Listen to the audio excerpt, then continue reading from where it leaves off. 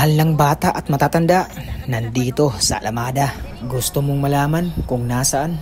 Tara, sabay natin tuklasin.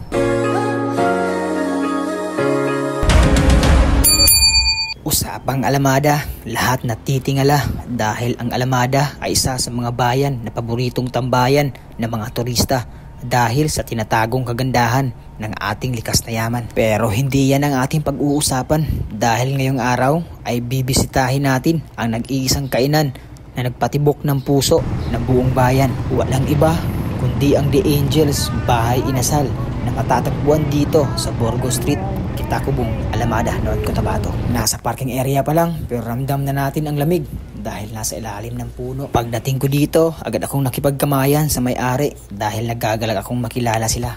Welcome!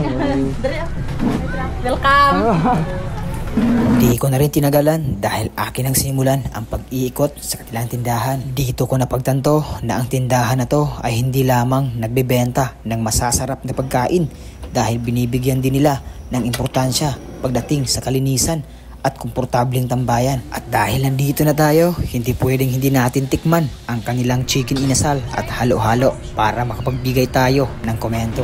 So ayan mga boss, nandito tayo ngayon sa The Angels Bahay Inasal para tikman ang kanilang chicken inasal. Honest review tayo ng mga boss, tikman ko para at least malaman nyo kung gaano kasarap. Dito yan sa Alamada, North Cotabato. Unang kagat para sa inyo mga boss.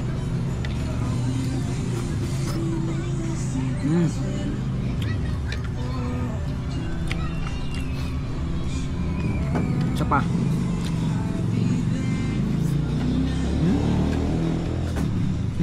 Sa halagang 49 pesos. Grabe yung halo-halo, overload. Ambience pa lang dito, tiyak na magugustuhan mo dahil yari sa kawayan at pawid ang mga kagamitang ginamit dito.